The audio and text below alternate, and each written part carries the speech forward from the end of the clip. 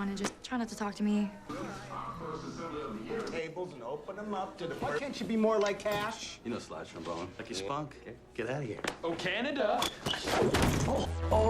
At Prescott, a government-run academy hidden from every map, orphan girls are raised from childhood to become weapons of the state. They are trained to shoot before they can spell their own names, to break bones before they can tie their shoes, and to walk into any room in the world without leaving a trace behind. The man who built this place, Headmaster Hardman, teaches his students one rule above all others.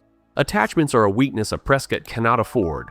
Love is a liability. Family is a leak in the operation. And in a class of quiet, deadly girls who have never known a mother's touch, the top student is Agent 83, the only one who dreams of the very thing her training has forbidden. 83 is the best in every field: hand-to-hand, marksmanship, infiltration, and it costs her the only companionship she has. Her classmates resent her rank, and her rival, Agent 84, cannot stand being second best in a school built for one. When 83 becomes the first in her class to be activated, the mission is a briefcase grab she finishes in minutes without breaking a sweat. But out in the world, watching normal teenagers waste hours in coffee shops and shopping malls, something in her cracks.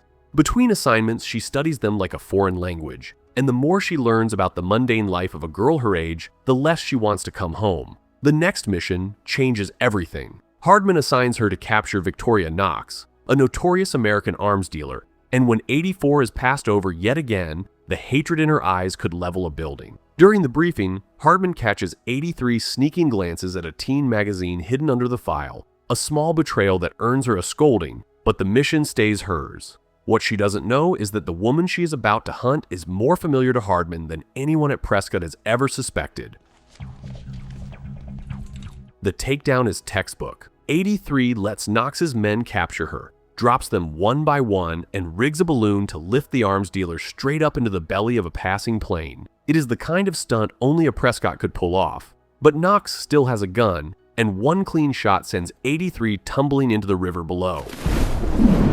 On board, Knox is escorted to Hardman, and the two speak the way old family speaks, quietly, tensely, as if they share a history no file has ever recorded. Below the surface, 83 opens her eyes and realizes she is alive, unhurt, and for the first time in her life, invisible. When her radio buzzes with Hardman's voice, she doesn't answer. She drops it into the current and watches the little green light drift away. That single act marks her as inactive, presumed dead, and for the first time in her existence, Agent 83 belongs to no one but herself. I couldn't believe it. Mission High School was a go. She invents a girl to become. Megan Walsh, a soft-spoken orphan from nowhere, papers herself into a student exchange program and picks a warm, happy family from a stack of applications, the Larsons of Newton, USA. When she lands, Mrs. Larson is waiting with a sign and a smile, and little Parker, a boy obsessed with being a ninja, throws himself into her arms. The older sister, Liz, keeps her distance behind sharp eyes and folded arms. Megan tries to hug a stranger she assumes is Mr. Larson, only to learn that the man of the house left the picture years ago. That first night, over dinner in a kitchen that smells like something warm and real, Megan almost cries at the sheer normalcy of it. What is mono? Kids get it from kissing. She retreats to her room to build her cover, cutting outfits out of teen magazines and dressing herself like a runway model for her first day at Newton High. She walks through the front doors looking like a page from Vogue, and the school swallows her whole. Every eye turns. Every phone comes out. The mockery is instant and merciless, until Liz, mortified for reasons she doesn't quite understand herself, hisses at her to change and shoves her own spare clothes into her hands. Backstage, waiting for her name to be called for the assembly, Megan meets a boy named Roger who works the stage lights. She quotes a magazine at him about lighting techs being outcasts who can't get into the band, and instead of walking away, Roger laughs. He is the first person in her life who looks at her without wanting something from her. Just whatever happens out there, don't let them get to you. He warns her, gently, that the school bullies can be crueler than anything a magazine could ever prepare her for. He is right. When Megan takes the stage, the school bully, Gooch, tears her apart in front of the entire assembly until the school's golden boy, Cash, walks out with a guitar and rescues her with a song. Every girl in the room falls in love with him at the same time, and Megan is no exception. He pulls her into his band's orbit, Emoticon, and the crowd cheers his name while she watches him the way a soldier watches a target. At lunch, the cheerleaders wave her over to their table, but Megan has done her research. Mean Girls was very clear about what happens to the girl who trusts the popular clique, so she politely declines. In class, she finds Roger again, and their conversation slides into the same easy rhythm as before, trading puns like two people who have known each other for years. When the teacher announces assigned partners for the next day, Megan locks her eyes on Cash. In the hallway moments later, Gooch tries to slap her cheeks in front of a crowd. She drops him with one hand. That night, she breaks into the school like it's a foreign embassy, rewrites the seating chart to place herself next to Cash, and slips back out through a window. In the morning, she takes her seat beside him like she has already won until the teacher, who very obviously has a thing for Cash, plucks him out of the chair to be her lab assistant. Two giggling classmates approach with what they claim is a golden opportunity. Audition for the school mascot, they say, and Cash will be all yours backstage. Megan knows from her research that mascots are social suicide, but she wants Cash. So she takes the costume. She masters the mascot dance in an afternoon, complete with axe flips and a war shout at the finale, and she is the only student who auditions. She lands the role instantly. But between practices, she starts to notice a mysterious van parked across the street and then across from her school, and something old and cold stirs in her chest. On the day of the big competition, dressed in her Viking costume, she is finally ambushed. Masked men pour out of the van and try to drag her away. What they don't know is that the girl inside the foam helmet was trained to kill men twice her size before her 10th birthday. She dismantles them one at a time and hurls her prop axe at the last one as he runs. Then reality hits. They aren't assassins. They are students from a rival high school pulling a decades-old prank, and the girls who convinced her to audition are laughing so hard they can barely breathe. Megan flees, humiliated in a way that no combat training ever prepared her for. Roger tries to catch up with her, but words don't help. At home, she collapses in frustration and confesses to Mrs. Larson that high school is harder than anything Prescott ever put her through. Mrs. Larson wraps her in the kind of talk only a mother gives, that this is what being a teenager is, and the only way through it is to stop pretending. For a moment, Megan lets herself feel like a daughter. Give me a hug. I had it taken care of years ago. The next morning, she walks into school braced for another round of humiliation and finds cheers instead. What's going on? Is that a joke? Someone filmed the fight. The bullies are treating her like a hero. Cash himself corners her and invites her to a jam session, and when she arrives, Roger's there first, sneaking up on her from behind a mistake he almost pays for with his ribs. As she tries to explain the reflex, awkwardly, honestly, Roger just smiles and lets it slide, because he already knows she isn't like other girls, and he doesn't need her to be. Then Cash walks in and cuts the moment in half. He invites Megan to Gooch's party that weekend, and she says yes without meaning to. But the girl who once dropped a grown man in 3 seconds has no idea that the hardest fight of her life is still coming, and it will not be with a fist. I should probably get going. Yeah, no doubt. Gooch's rents are out of town, so gotta be there. Down. I'm down. Yeah. Totem pole.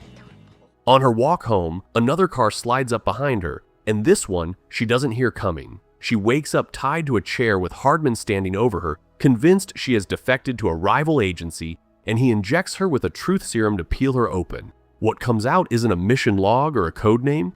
What comes out is a girl crying that she doesn't want to be an assassin, that she wants a family, that she wants a life. I just want to be normal. Prescott's don't cry. Struggle to find her own identity? Hardman lets her go on one condition: she says her goodbyes and comes home as 83. Then he dumps her on the Larsons' curb, slurring and staggering, and she stumbles inside to find Liz. What she doesn't know is that the serum is still talking for her. She tells Liz, without permission and without filter, that the whole tough girl act is a costume, that Liz is lonelier than she pretends, and that she deserves to let people in. Then she passes out on the floor. So gets you. Shut up and grab her ankle. The next day at lunch, Megan sits with Roger and tells him she feels like she has never done anything real with her life. Roger tells her, with the kind of quiet certainty a boy like him doesn't often get to voice, that she has always been impressive to him. She thanks him, invites him to the party, and then walks over to sit with Cash anyway. Gooch's party is loud, drunk, and everything Megan thought she wanted, and 84 is there under the alias Heather,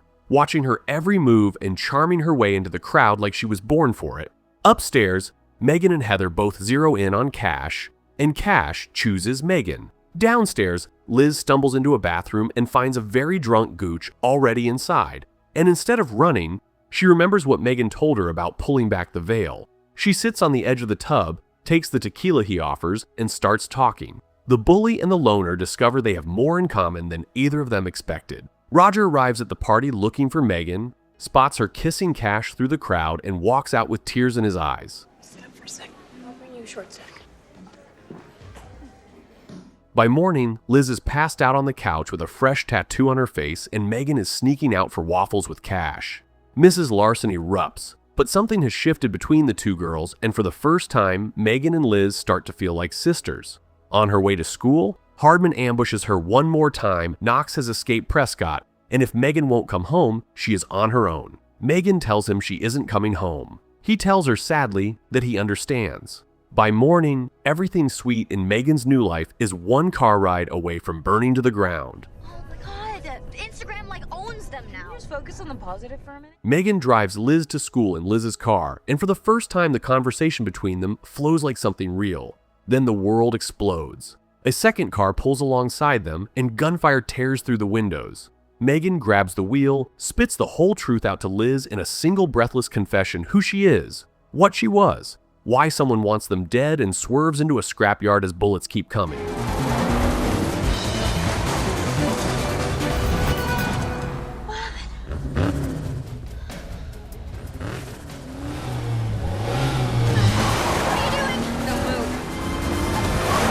The chase ends in a crash. When Megan crawls out to check the enemy vehicle, she catches a familiar scent, Heather's perfume, and the last piece slides into place. At the hospital, Hardman confirms it. Heather was supposed to be dead. She is not. She is working for Knox.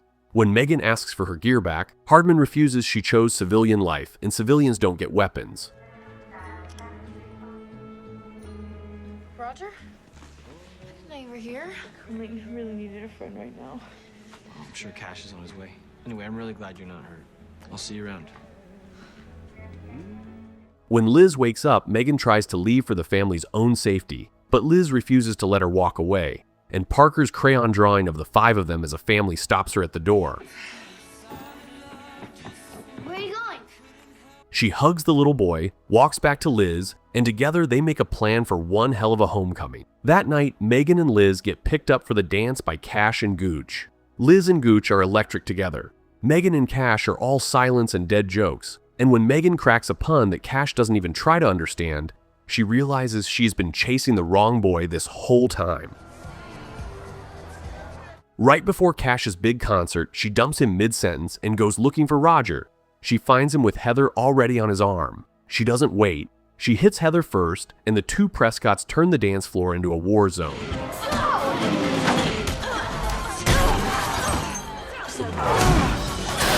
Heather grabs a metal bar and swings it like a blade. Megan grabs a fire hose and takes her to the ground. Heather pours dust in her eyes, and Megan flees blind through the chaos. And when Heather finally corners her, whispering that Knox is at the Larson house right now, Liz appears from behind and stabs Heather in the leg with a corn dog.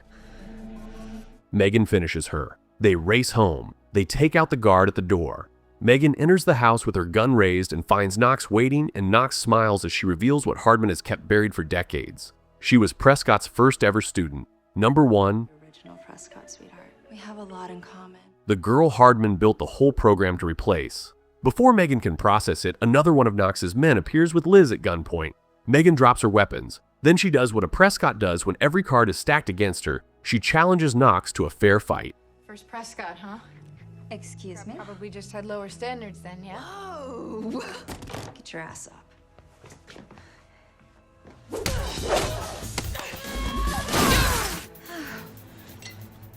They tear the house apart. When Knox reaches for a gun anyway, Parker, the little ninja, throws a flashbang across the room. Hardman and the Prescotts pour in behind it and end the fight for good, and it is Hardman himself who puts Knox on her knees. When the smoke clears, Megan runs into Hardman's arms, and the man who spent her entire life telling her that attachments were a weakness quietly admits that he has one of his own her. He offers her back to Prescott not as a prisoner, but as a deep cover agent embedded with the Larsons, living the exact life she risked everything to steal for herself. She goes back to the dance to find Cash flirting with the teacher and Roger nowhere in sight. Roger's father has already picked him up and driven him home, so Megan does the only thing left to do. Gentle lover, she's about 65.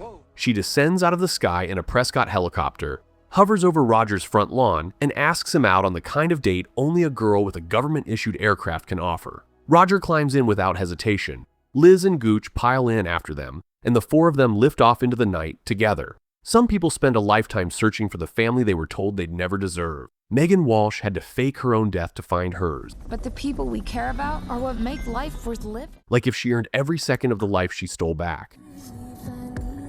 Find out where she's applying to college.